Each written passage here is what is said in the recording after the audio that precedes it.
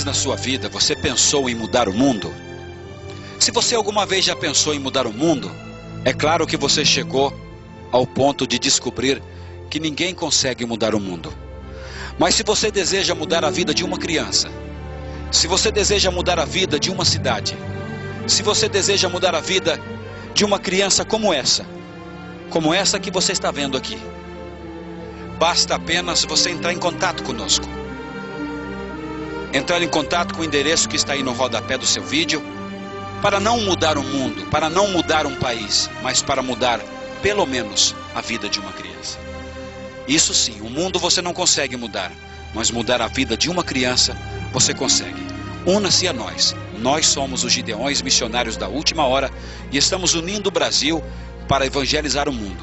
E se nós unirmos as nossas forças, não apenas esse garoto, mas milhares de outros poderão ter uma vida bem melhor. Deus te abençoe. Obrigado, pastor. Paz do Senhor para todos. Vamos dar sequência ao assunto que nós tratamos ontem. Se lembram, nós terminamos a meditação falando da imposição bíblica para que o marido ame a esposa. Sim ou não? Lembram disso? Eu disse, inclusive, que nenhum crente tem a opção de escolher amar ou não amar sua esposa. Se é um servo de Deus, se é uma pessoa que tem a sua vida voltada para o Senhor, a palavra de Deus impõe o amor. É bem verdade, eu não sou criança, de reconhecer que muitas vezes a falta de amor, ela é decorrente de muitas situações. Por exemplo, o casamento pode ter sido feito errado. E a origem errada leva fatalmente a uma vida de casado tumultuada, terrível em si mesmo. E eu estou dizendo isto, e vamos para a palavra de Deus, né, irmãos? Vocês querem ver como é que é a vida de um casamento sem amor? Vocês querem ver? Na Bíblia? Sim ou não? Abram a Bíblia no livro de Gênesis, casamento sem amor. Por isso que o apóstolo disse, ame a mulher. Ah, mas tem isso e aquilo. Peça ao Espírito Santo ajuda para que ele derrame amor no seu coração. Porque se trata de uma imposição bíblica, como é um mandamento, e eu e você temos dificuldade para amar nossos cônjuges, só há uma alternativa: pedir a ajuda do Espírito Santo, que diz a Bíblia que ele ajuda em nossas fraquezas. É isso? Gênesis capítulo 29. Vamos ver um casamento sem amor de um homem de Deus, diga-se passagem. O fato dele ser homem de Deus não lhe fez amar a esposa. Capítulo 29 de Gênesis, versículos 32 ao 35. O 32 diz, e concebeu Leia e teve um filho, e chamou o seu nome Ruben, dizendo, porque o Senhor atendeu a minha alegria, não foi isso? Hein? Não, você não está lendo certo. Ela era casada com um homem de Deus chamado Jacó. Homem de Deus, sim ou não? A Bíblia chega a dizer que o Deus de Jacó é o nosso refúgio. Esse homem de Deus, tendo a esposa, ela disse, quando nasceu o primeiro filho, eu vou dar o nome desse menino de Ruben, porque Deus, o que é que tem? Atendeu o quê? A minha...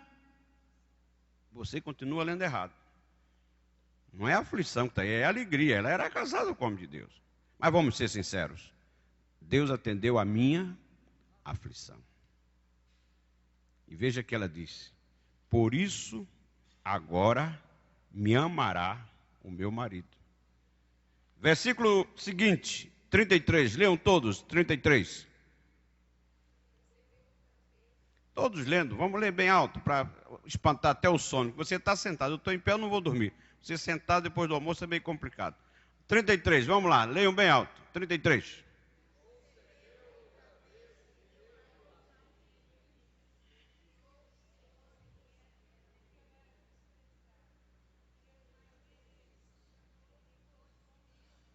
Era o segundo filho, e qual foi a razão dela dar o nome de Simeão?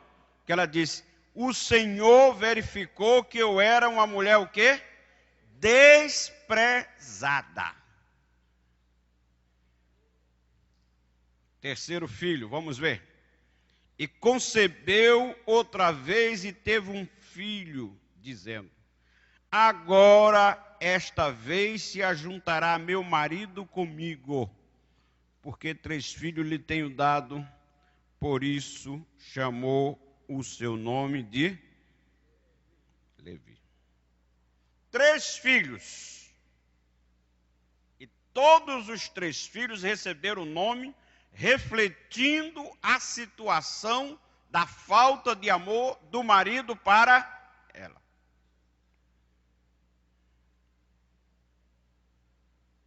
E a situação não ficou aí. A situação não ficou aí. Ela continuou, apesar dos 3 filhos, ela nunca conseguiu ser amada pelo seu marido. Nunca. No capítulo 30 de Gênesis, versículo 14 ao 19, torna a tratar da situação dela com o seu marido. Versículo 14, foi Rúben nos dias da cega do trigo e achou mandrágoras no campo e trouxe-as a Leia, sua mãe. Então disse Raquel a Leia, ora, dá-me das mandrágoras do teu filho. Versículo 15, leiam aí. Vamos lá, versículo 15, leiam aí, amados.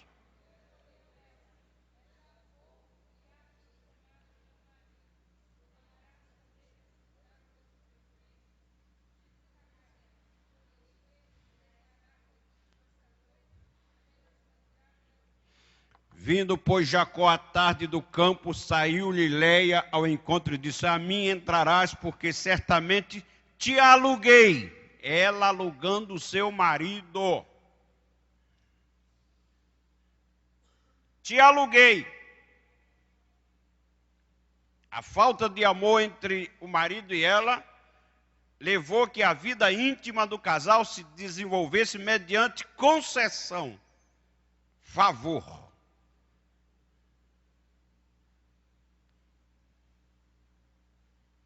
Hoje me entrarás, porquanto eu te aluguei com as mandrágoras do teu filho. Aí versículo 17. E ouviu Deus a Leia, e concebeu e teve um 5º filho. E aqui eu quero chamar a atenção minha e sua para essa realidade. Versículo 20. E disse Leia, Deus me deu a mim uma boa dádiva. Desta vez morará o meu marido comigo, porque lhe tenho dado 6 filhos.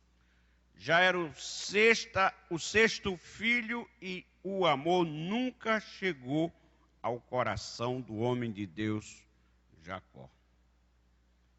Então vamos desmistificar um pouco dentro do casamento a questão espiritual. Continuava homem de Deus, sim ou não, Jacó? Continuava ou não? Herdeiro da promessa ou não? Agora a vida familiar, como era, irmãos?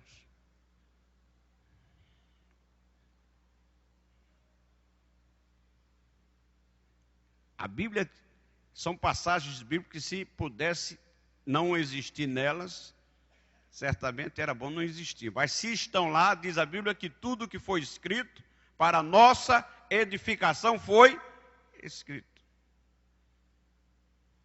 Se Deus fez constar na sua palavra o que está aqui, estamos lendo, sem dúvida nenhuma, isto é um alerta para essa realidade da vida do obreiro, que muitas vezes confunde o fato de ser obreiro, de ser homem de Deus, de estar ocupado com o reino de Deus e abandona a sua família.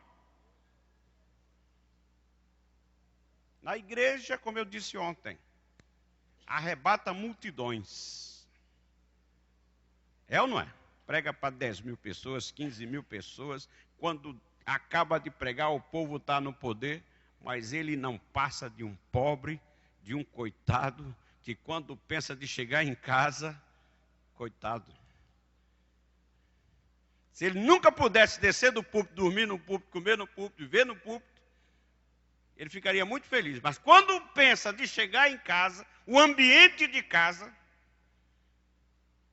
lhe mete medo.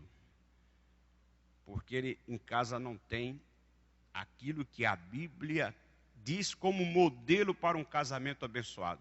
Bem-aventurado o homem que teme ao Senhor e anda nos seus. Aí descreve lá como é a casa de um homem abençoado e teme ao Senhor. Como é que é essa casa? Seus filhos são como plantas da oliveira. Sua mulher como a videira ao lado da sua casa. Eis que assim será abençoado o homem que teme ao Senhor. Quem diz isso é Abiezer ou é a palavra de Deus? Eu não posso jamais aceitar o obreiro não tendo em casa um ambiente familiar que lhe sirva de refúgio e de descanso. Se ele na igreja tem suas lutas ministeriais, seus problemas, suas dificuldades, quando chega em casa ele tem que ter a convicção que está em paz, tranquilo. Eu costumo dizer, pastores, para meu gasto, para minha mulher e para alguns próximos meus, eu digo, a minha casa é o Éden antes do pecado. Depois do pecado, o Éden não prestou mais. Mas antes do pecado era o quê? Paraíso. Esse lugar de descanso. Lugar que você refaz as suas forças. Porque o obreiro que não tem a sua retaguarda familiar bem estruturada, amados, pobre dele. Pelo menos tem 60% ou 70% de possibilidade do diabo tomar conta dele e do ministério dele. Por que os escândalos? Por que as quedas? Sim ou não, irmãos? Sim ou não? Também eu quero chamar a atenção que, por conta do amor recíproco no casamento, nós vamos abordar aquilo que eu deixei em aberto ontem. A questão da defraudação conjugal. Abra a Bíblia em 1 Coríntios 7. 1 Coríntios 7, palavra de Deus.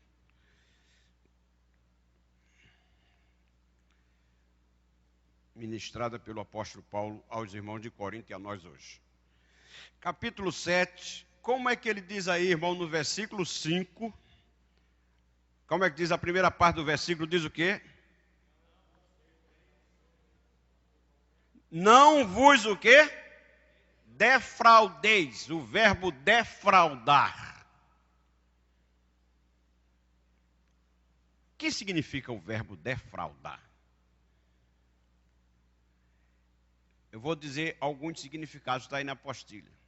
Espoliar fraudulentamente, fraudar, privar dolosamente, lesar dolosamente, prejudicar, esbulhar, fraudar, contrariar, iludindo com subterfúgio, iludir, desenganar, fraudar, privar fraudulentamente, espoliar. Tudo isto é significado para o verbo que? Defraudar. E Paulo diz, não defraudeis aos vossos cônjuges. Aí você diz, pastor, quando é que ocorre a defraudação? Eu não vou dar conceitos jurídicos aqui, porque não está aqui o advogado ficou lá em Salvador, no momento está aqui o pastor. Deixa o que é jurídico para lá. Eu vou para a Bíblia e vou dar um exemplo bíblico de defraudação conjugal. Na Bíblia. Abra sua Bíblia no livro de Gênesis, capítulo 38. 38, versículos 8 ao 10. Defraudação conjugal.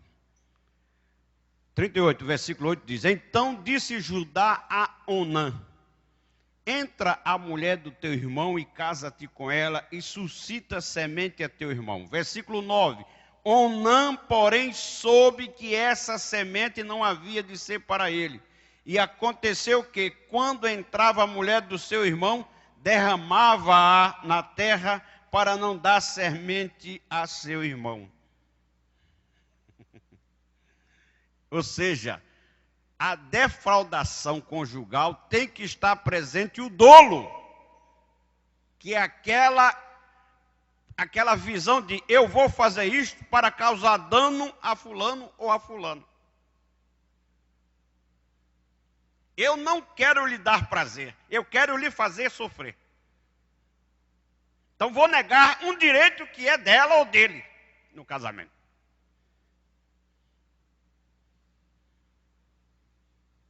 No caso aqui, Onã. E daí surgiu o substantivo na língua portuguesa chamado onanismo. O que é o onanismo? É a prática sexual onde o homem não leva a sua parceira ao orgasmo porque ejacula fora da vagina. Ele apenas se satisfaz, ela não. Isso é uma defraudação do direito de cópula que o próprio Deus estabeleceu. Toda e qualquer conduta, todo e qualquer gesto que leve o cônjuge a se sentir lesado, quando apenas ele se satisfaz e ela não, quando ela é vive uma permanente situação do que eu vou chamar aqui da síndrome de Leia.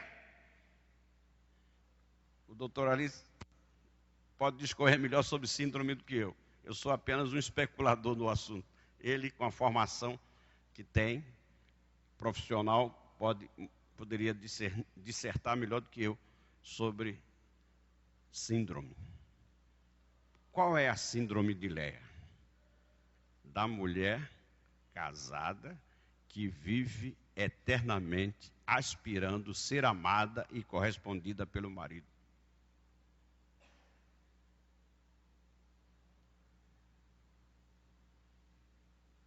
E muitas vezes, onde está a defraudação do obreiro? Quando ele responsabiliza suas atividades ministeriais, responsabiliza a igreja, que exige muito dele, e ele não pode atender às carências afetivas da sua esposa. Isto é defraudação. E a palavra de Deus é clara: não vos defraudeis. Mesmo quando o obreiro utiliza como subterfúgio, como sofisma, uma alegação espiritual. Eu tenho que orar, Deus está me chamando para a obra, eu tenho um compromisso muito sério com a obra de Deus. E por que casou? Paulo foi claro quando disse: quem quer cuidar só das coisas de Deus, não casa, fica solteiro.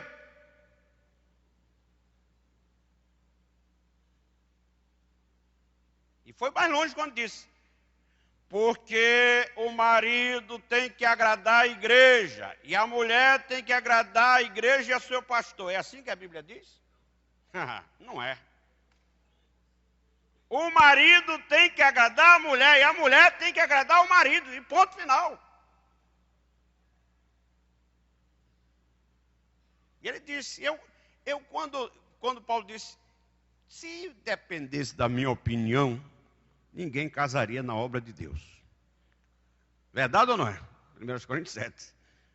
Mas considerando que a peculiaridade de cada um, que cada um tem a sua própria mulher e cada uma tem o seu próprio marido. Não é isso que a Bíblia diz? Mas eu queria vos livrar dos deveres inerentes ao casamento que pode, num certo momento, obstacular o ministério. Eu não posso, como bobeira, dizer, não, minha esposa, fica para lá. Eu não posso te atender nos teus reclamos, porque Deus vai me usar poderosamente. Eu tenho uma cruzada, eu tenho um trabalho de oração para fazer. Você fica para lá. Eu tenho que me buscar o Senhor. Paulo disse que não. Você só pode se abster de cumprir o compromisso de marido com sua esposa se for por mútuo consentimento. Se há um consentimento mútuo, se há mutualidade naquele acerto entre os dois, não há defraudação. E Paulo ainda diz mais, e isso por um tempo. Depois tornai-vos a juntar, para que o diabo não vos tente pela vossa incontinência. E eu vou repetir o que eu disse para não ficar em dúvida. Eu, Abiezer, já caminhando para o fim da vida. Já estou chegando à casa dos 60, não é, Samuel? Quem chega à casa dos 60 já, pastor, quem chega à casa dos 60, pelo menos se levar em consideração 100 anos de vida, já viveu 60%, só resta 40%. E eu costumo dizer que daqui a 2 anos eu estarei oficialmente, legalmente, na categoria dos idosos no Brasil. Vou me reger pelo Estatuto dos Idosos. Que isso é o que a lei diz, né? O Brasil impõe, pela lei, quem é idoso e quem não é. Você pode ter uma cabeça de 20, mas chegou 60, é idoso. Quem tem lugar preferido no banco, que eu nunca vou usar esse direito, espero nunca usar. Pode estar a fila dobrando, eu vou para a fila grande e não vou. Que negócio de... 97, pois é. Amados, eu vou dizer uma coisa a vocês. Nós temos, irmãos, que rever certos conceitos. E eu tenho tristeza, pastor Reuel e demais pastores. Ver jovens obreiros, 30 anos de idade, 30 e poucos anos, até com menos, 20 e poucos anos, entrando nessa correria de atender convites ministeriais para pregar, e de um compromisso vai para outro, vai para outro, vai para outro, vai para outro, vai para outro, vai para outro, vai para outro, vai para outro, vai para outro, e já sai de casa, leva uma mala bem grande, porque vai atender um convite, e dali já pode sair outro. Amado, e essa pessoa, um homem com 30 anos de idade, no auge da sua virilidade, da sua vitalidade, a esposa em casa, se tiver filho está lá, e aí? E aí? Eu estou fazendo a obra de Deus. Amado, ele está escancarando as portas para uma queda espiritual. Ele está escancarando as portas. O diabo que vive de plantão sabe onde está a brecha. A esposa sozinha em casa. Ele lá andando feito andarilho. O sentimento da coabitação, aquele sentimento entre marido e mulher, que é nutrido pela coabitação, pela intimidade da vida a dois, ela vai o quê? Esfriando.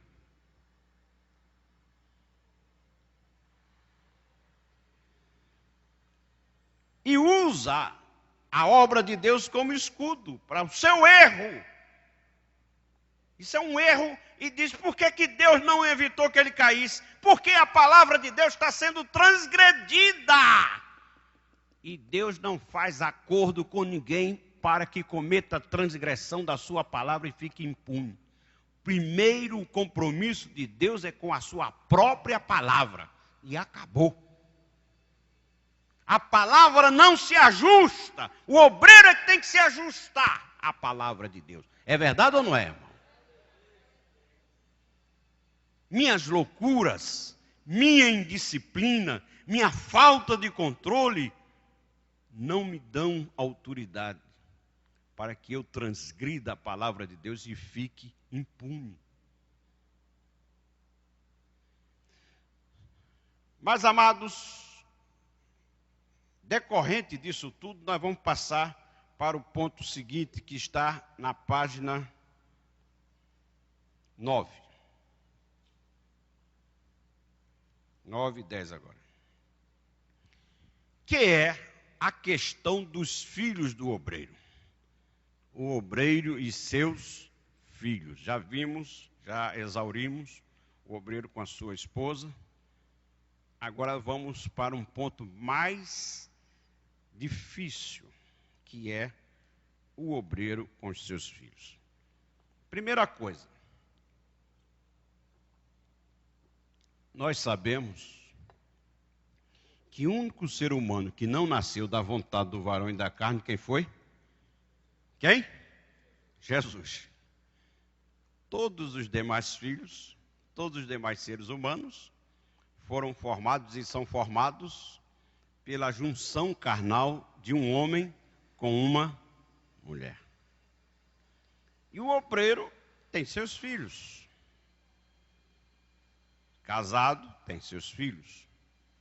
E agora nós vamos entrar num ponto que é extremamente complicado, pastores. Espero que os senhores me compreendam naquilo que eu vou dizer. Com muita tristeza e dor no coração, eu vos digo. Nos presídios do Rio de Janeiro, quase todos os grandes traficantes são filhos de crente.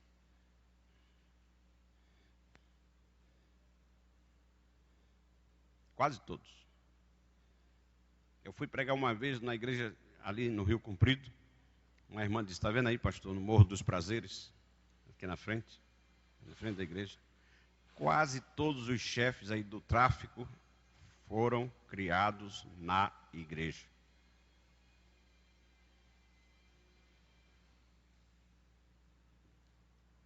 E pior, filhos de obreiros e de obreiras. Por quê? Vamos para a palavra? Vamos para a palavra ou não? Vamos para a palavra ou não, amado? Muito bem. E eu vou lhe chamar de novo para lhe mostrar uma coisa, amado, que está na Bíblia. Que quando o casamento do obreiro é desestruturado, os filhos do casal costumam ser vítimas do desajuste. Aí você vai perguntar, o senhor inventou isso? O senhor está falando com tanta convicção? Eu vou mostrar. Gênesis, por favor, capítulo 49. Tudo que você quiser saber de um casamento desestruturado, você estude o casamento de Jacó. Tudo que você... Como é que é um casamento desestruturado? Como é uma vida familiar desestruturada? Pare e pegue toda a biografia do homem de Deus Jacó e você descobre.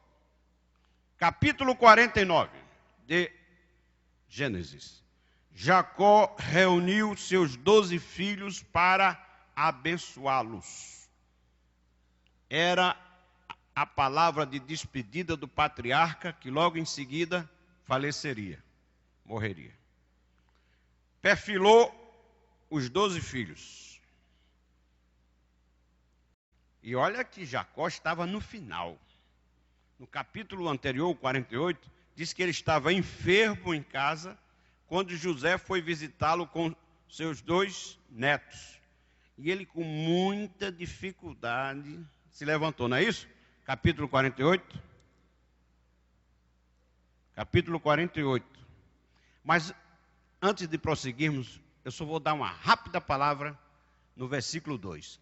48, 2. Eu peço a você que leia. Leia bem alto aí. 48 e 2 de Gênesis. Leia aí.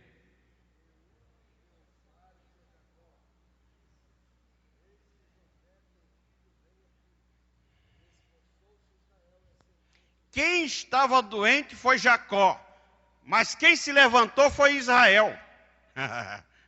Olha o detalhe. Olha o detalhe. Quem estava enfermo, deitado na cama, era o homem Jacó. Mas agora, quando disseram José está vindo com seus 2 filhos, quem se levantou foi... E vocês sabem que a mudança de nome foi espiritual, sim ou não? Então, quem se levantou foi Israel. Tanto que aquele episódio você conhece, Israel, não o Jacó, mas o Israel, na hora de abençoar os 2 netos, ele inverteu. Inverteu ou não inverteu? José tentou consertar, disse, não, meu pai, está errado. A mão direita fica na cabeça dos mais velhos. Eu sei, meu filho, eu sei. Mas quem me mandou abençoar, mandou fazer assim. Quem estava abençoando não era Jacó, quem estava abençoando era Israel. E quem reuniu os 12 filhos agora não era Jacó mais, era Israel. Ele podia dar uma bênção geral, não podia ou não? Estender a mão, os 12 filhos ali, mas ele atentou para o perfil de cada um dos seus filhos. Por quê? Cada filho tinha a sua própria configuração, tinha a sua própria personalidade, tinha a sua própria conduta. Ele olhou para o mais velho. Como era o nome do mais velho? Como era o nome do mais velho? Como? Rubem. Você já descobriu por que a mãe dele deu esse nome. Descobriu ou não descobriu lá atrás? Porque ela era aborrecida do seu marido, não era amada por ele. Ele olhou para Rubem e disse, Rubem, meu filho, tu és meu primogênito, minha força e o princípio de meu vigor, o mais excelente em alteza e o mais excelente em poder. Aí vem a sentença. Inconstante como a água, não serás o mais excelente, porquanto subiste ao leito de teu pai, então o contaminaste, subiste à minha cama. Versículo 5, Simeão e Levi são irmãos, as suas espadas são o quê, irmãos? São o quê? 3 filhos do homem de Deus, Jacó, agora Israel. Na hora dele ministrar a bênção patriarcal, paternal, final, ele não pôde abençoar os 3. Por quê? Por quê? Rubem, ele disse, meu filho, tu és inconstante como o quê? Como o quê? Água. O que era que ele via a mãezinha dele, Leia, fazer em casa? Meu filho, seu pai não me ama. Meu filho, eu sou aborrecido pelo teu pai. A mãe sempre posando de vítima para ele. Ele foi ao campo buscar mandrágoras. Deu a sua mãe. E agora assistiu a tia Raquel brigando com a mãe. Eu quero teu marido. Não, você já tomou meu marido. E vai. Ou seja, o desajuste do casamento produzindo reflexo na personalidade do filho.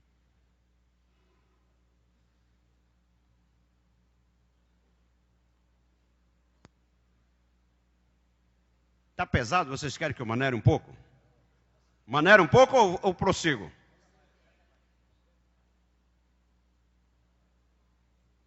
Vamos ver agora a situação dos outros dois. Como é o nome dos outros dois? Simeão e Levi. Jacó destaca nos dois por serem o quê? Violentos. Amarem a violência. E por que Jacó disse que seus filhos eram violentos? Era o segundo e o terceiro filho de quem? De Léia. Viviam o mesmo drama do Rúben. Casamento sem amor. Casamento onde o cônjuge se comporta como vítima. Casamento onde a mãe ou o pai passa para os filhos a situação de desajuste dos dois.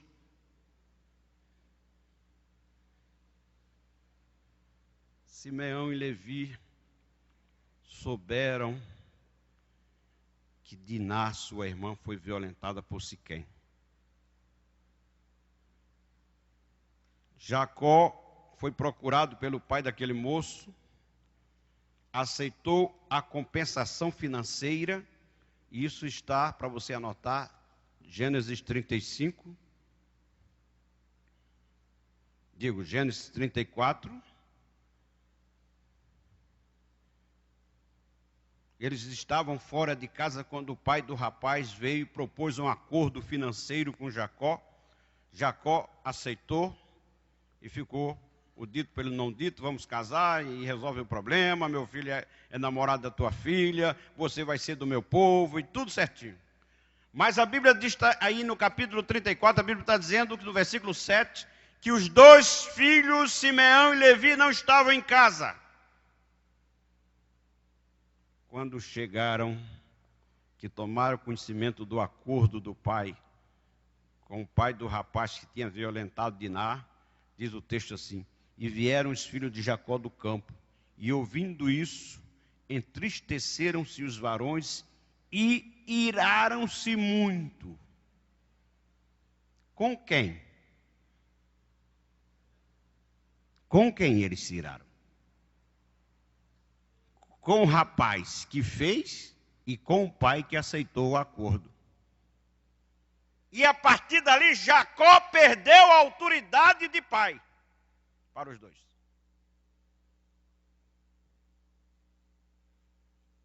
Perdeu. O que aconteceu? Disseram, se o rapaz se circuncidar, ficar igual a nós, a gente deixa tudo para lá, deixa como está. Tá. Mas não era. A vingança estava no coração dos dois. O que foi que aconteceu? Quando o pessoal de Siquém se circuncidou, e diz a Bíblia, no terceiro dia, quando estavam em maior e intensa dor, os dois entraram de tocaia na cidade e destruíram todos os varões do lugar. Ora, o pai não já tinha resolvido o problema, Jacó? Tinha ou não tinha? Eles respeitaram o pai? Passaram por cima. E por que os dois eram violentos? E por que os dois desrespeitaram o pai? Como era a vida em casa, com a mãe? Hein? Como era? Léia dizendo, você sabe, Simeão, por que eu dei esse nome a você, meu filho? Porque seu pai não me amava. Você sabe, Levi, por que eu lhe chamo de Levi? Eu sei que são pontos bíblicos que muita gente prefere passar ao largo, feito o sacerdote fez com o homem que estava caído no caminho de Jericó. Mas não tem jeito, amados. Num seminário, num simpósio como esse, nós temos que chamar a responsabilidade dos jovens obreiros que estão começando a caminhada, precisam ajustar suas condutas, para amanhã não estarem amargando uma derrota como Jacó, de seus filhos não lhe respeitarem como pai. Se você tem filho pequeno, criança que você gerou, quem tem que cuidar dos seus filhos não é a igreja, não é ministério, não é convenção, não é Deus, nem é o Espírito Santo, é você, que é pai.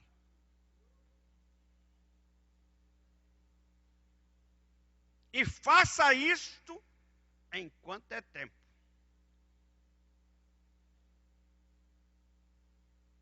Seus filhos não lhe veem quase, não sabem o que é ter um pai presente na sua educação, na sua formação, não sabe o que é a presença do pai no seu dia a dia. Não, meu filho, eu estou fazendo a obra de Deus. Não faça isso, não faça uma desgraça dessa, porque você fazendo isso, você vai levar seu filho a odiar a igreja, a odiar o evangelho, a odiar tudo. Assuma seu erro e corrija. Enquanto seus filhos estão na idade que estão crianças, é como uma planta, você pode ir trabalhando, é isso ou não? Se quando crescer e se desviar é outra história. Mas não pode você amanhã ser cobrado porque não tomou a atitude que deveria tomar como pai. E diga-se de passagem, pastores, que Jacó nunca se divorciou de Léia. Sustentou o casamento até o fim. Imagine como era dentro de casa, hein? Imagina. O mesmo e segundo exemplo bíblico triste que eu trago para mim e para você, nesse capítulo do cuidado do obreiro com seus filhos, é de outro homem de Deus. Esse outro homem de Deus, tanto quanto Jacó. E tem até um epíteto que se dá para ele, que todo mundo gosta de ressaltar na vida dele. Davi. Um homem segundo o quê? Mas como pai.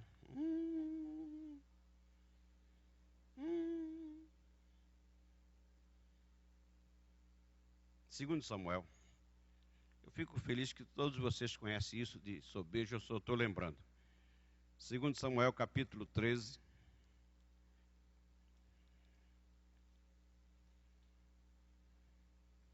Segundo o livro de Samuel, capítulo 13.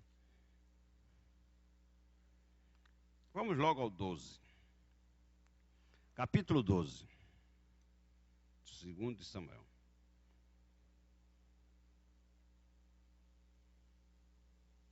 Versículo 7 eu vou ler em diante. Então disse Natã a Davi: Tu és este homem. Assim diz o Senhor Deus de Israel: Eu te ungi rei sobre Israel e eu te livrei das mãos de Saul.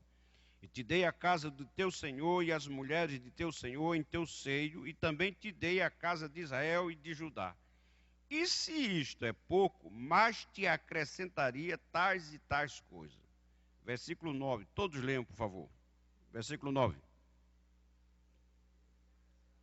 Amados, por favor, todos leiam. Versículo 9, bem alto. Versículo 9.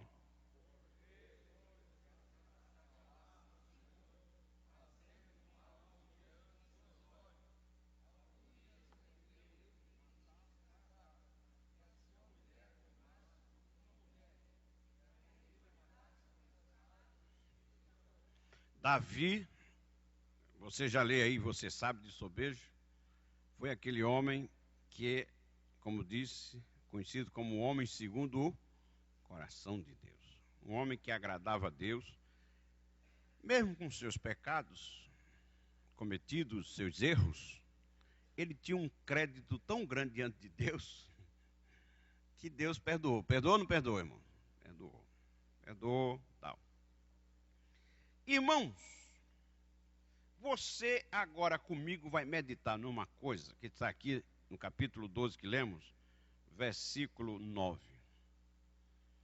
É que o adultério, que é um tipo do pecado da impureza, o pecado não é de adultério, o pecado é de impureza, que se manifesta em quantos tipos? Na forma de fornicação, prostituição, adultério, não é isso? E mais dois tipos que agora esqueço. O pecado pecado de impureza na forma de fornicação é quando ambos os pecadores são solteiros, não existe o vínculo do casamento. E daquela relação não vem nenhuma vantagem financeira ou econômica. O pecado da impureza na forma de prostituição é quando são solteiros e daquela relação vem alguma vantagem econômica ou financeira. Paga, remuneração. E, finalmente, o terceiro tipo de adultério é quando um dos pecadores é o quê? Casado. E mantém relação sexual com alguém que não é o seu cônjuge. Não é isso? Muito bem. Erra quem diz a uma moça solteira, o pastor que disse, fulana se prostituiu. Não diga isso que você está ofendendo a ela moralmente.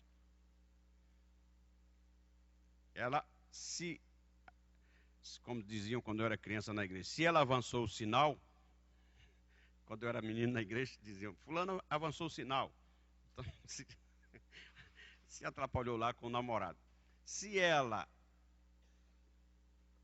manteve sexo com o seu namorado ou noivo sem ser casada e não houve vantagem nenhuma, ela não se prostituiu, ela fornicou. No caso aqui de Davi, ele era um homem casado e agora adulterou, que é o pecado cometido pelo casado, mantendo relação com alguém que não é o seu cônjuge. E tendo ele adulterado, ele praticou pecados e crimes contra a família. Ele destruiu uma família. Ele destruiu uma família. O Senhor disse, tu pecaste com ela, tu mataste ao marido com a espada dos filhos de Amon. Pecado contra a família. E veja a palavra de Deus para ele. Tu desprezaste a palavra do Senhor. Eu te dei isto. E se fosse pouco, eu te daria mais. Tu desprezaste a minha palavra. Irmãos, não tenhamos qualquer engano quanto a isto. Pecado contra a família é configurado como desprezo à palavra do Senhor. Tu desprezaste a minha palavra. Por quê? Aí você agora descobre uma situação, pastores, obreiros que aqui estão neste simpósio, que é preciso que nós verifiquemos com cuidado. Veja o que é que o Senhor diz. Versículo 10. Capítulo 12, 2 Samuel, versículo 10. Agora,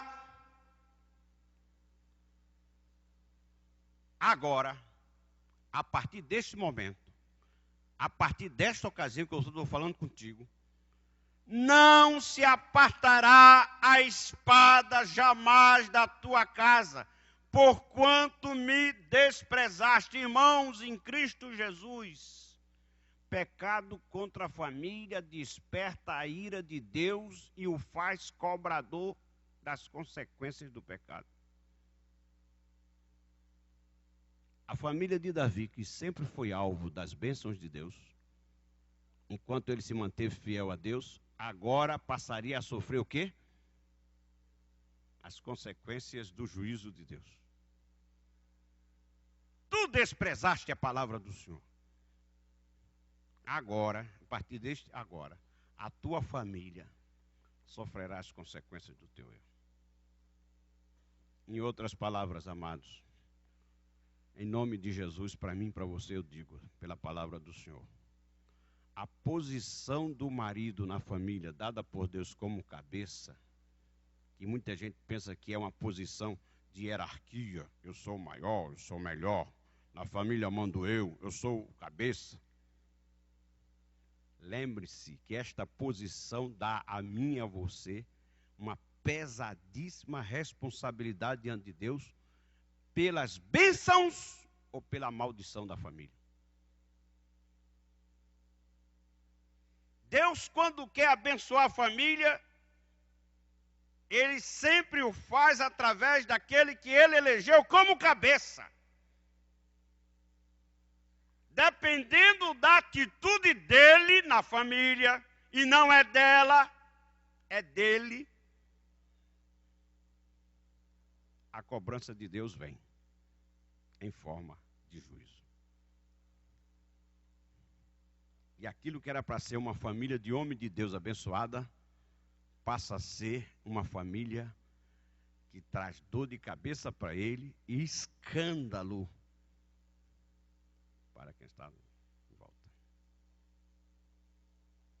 Se você pegar um dos salmos, que agora não lembro qual, recordo qual, você vai encontrar o salmista dizendo: eu quando passo pela rua, todos zombam de mim. Até os bêbados, disse o salmista, sentados lá no seu lugar, zombam de mim. Isso não é dito com toda a clareza da palavra de Deus, ensinado aos obreiros da responsabilidade como pai. Como pai. Como pai. Não é como homem de Deus, não. Como pai. Como pai. Ah, mas eu não tenho tempo. Arrume tempo para ser pai. Ah, mas minha agenda anda cheia. Mude sua agenda. Discipline sua agenda.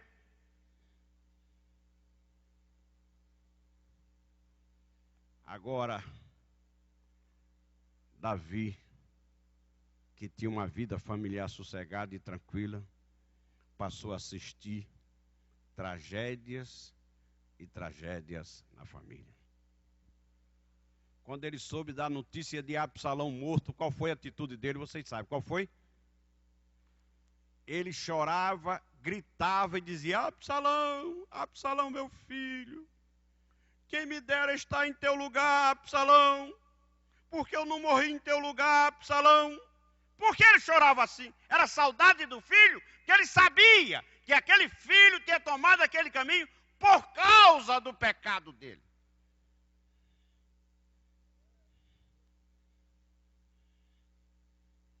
Absalão podia estar vivo. Absalão, como filho, poderia ser motivo de alegria para ele, mas a sua atitude pecadora desencadeou o juízo de Deus contra a sua própria família.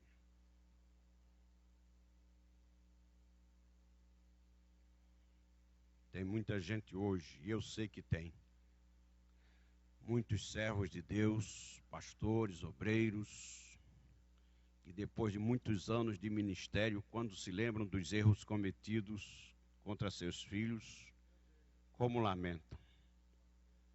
Hein? Como lamentam, pastores? Como lamentam? Tem muitos que derramam lágrimas diante de Deus e dizem: oh Deus, como eu errei. Como eu errei. Como eu errei.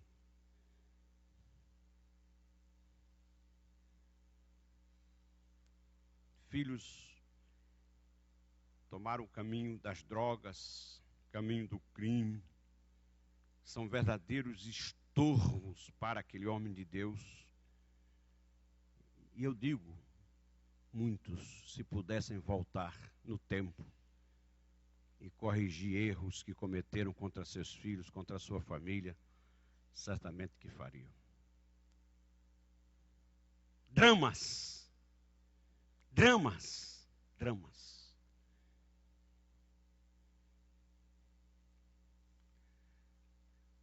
Caminhando já para o final. Tem 4 minutos.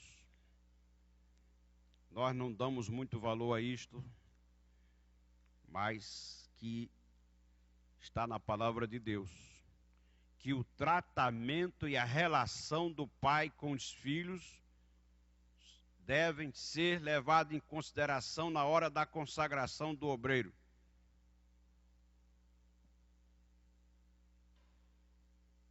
Costuma-se só perguntar: o irmão é dizimista? É santo. Olha, ele faz questão, ele paga, até usa o verbo errado, ele paga o dízimo.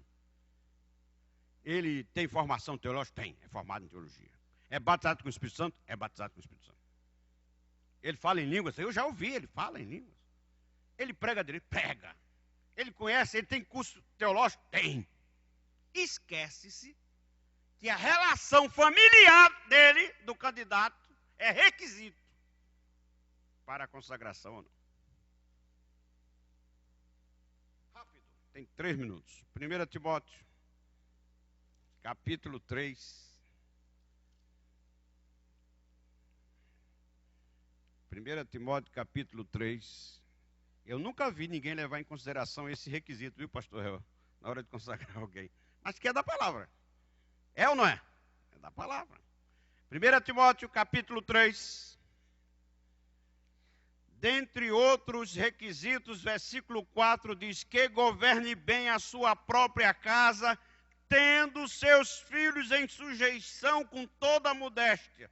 Aí Paulo assim diz: Timóteo, eu faço uma pergunta a mim e eu não encontro muita resposta, mas vou fazer você também. Porque, Timóteo, quem não governa bem a sua casa, como governará a casa de Deus?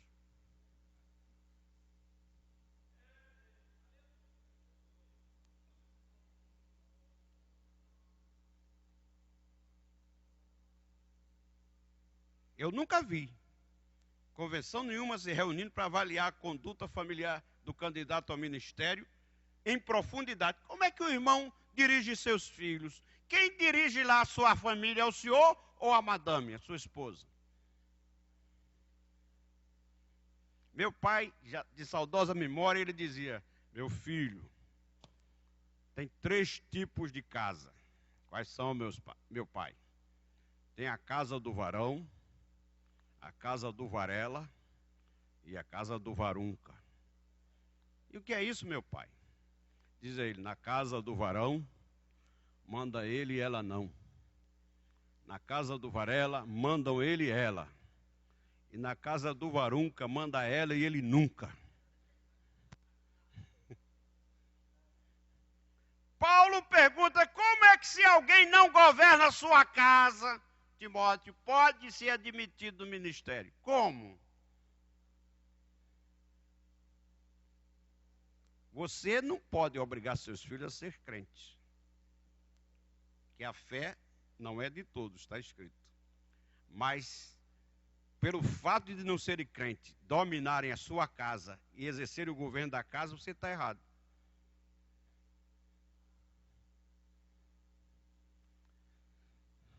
Eu estou com cisma, pastores, que vocês vão dizer para mim aquela palavra que disseram de Jesus. Dura esse discurso, quem pode ouvir? Mas eu estou tirando da onde, amados? Da onde é que está saindo isto? Então, é um conselho que eu deixo aos meus companheiros e companheiras aqui, obreiros e obreiras da obra do Senhor.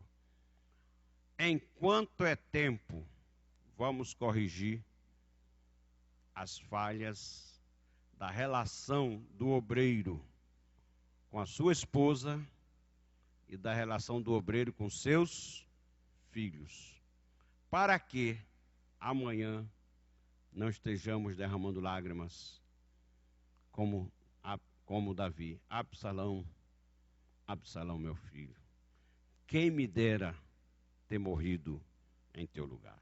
Amém? Eu quero fazer uma oração, levante-se. Eu que fui o ministrante, senti o peso da palavra. Eu quero me desincumbir desse peso, orando pelas famílias dos meus companheiros, das minhas companheiras aqui. Eu não sei se algum de você tem algum drama. Não dá tempo mais eu falar. Mas eu aqui no material que você tem em mãos, eu cito um exemplo de um homem de Deus que foi um pai exemplar. O nome dele, Abraão. Abraão, como todos sabem aqui, teve filho fora do casamento. Teve ou não teve? Teve ou não teve?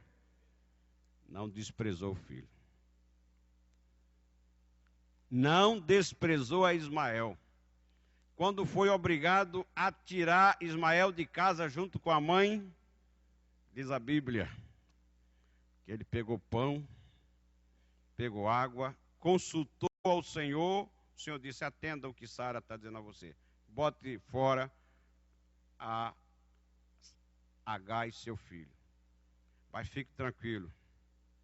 Ismael é teu filho, é tua semente. E eu vou abençoar também, só porque é teu filho, Abraão.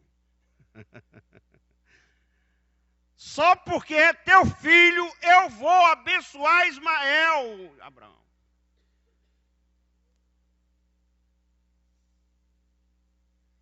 Eu não vou chamar ninguém aqui na frente, mas o Espírito do Senhor me faz sentir que alguém aqui tem uma situação como a de Abraão. Mas fica tranquilo. Não despreze aquele filho. Não o jogue fora. Não o renegue. Ah, mas foi filho que eu tive quando eu não era crente. É teu filho. Ah, foi um erro meu. Mas é teu filho. E como Abraão, se você não pode tê-lo em sua companhia, mas abençoe aquela criança, abençoe aquele filho, aquela filha, ou procure e diz: eu sou seu pai, eu estou aqui para te abençoar. Levante suas mãos, vamos orar. Pai celestial, Pai de amor, louvado, adorado para sempre seja o teu nome. Temos meditado na tua palavra, Senhor. Oh Deus, que o teu Espírito continue ministrando aos corações. Ajuda ao pai e à mãe que aqui está, que até ouvir esta ministração vinha procedendo em desacordo com a tua palavra, mas que ele tenha a graça, o poder e a autoridade de tua parte e do teu Espírito para superar suas limitações. Se ele não ama sua esposa, o seu coração seja cheio de amor. Ó Espírito de amor, ministra amor no coração dele ou dela. Daquele filho, daquela filha que ele até então tinha desdenhado. Que ele possa, com o poder da tua palavra e a ajuda do teu Espírito, aproximar-se daquele filho e daquela filha e cuidar dele, cuidar dela, de tal maneira que ele possa, mais na frente, ter daquele filho e daquela filha o reconhecimento.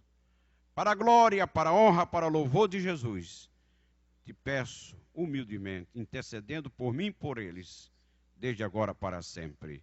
Amém. Amém. Obrigado.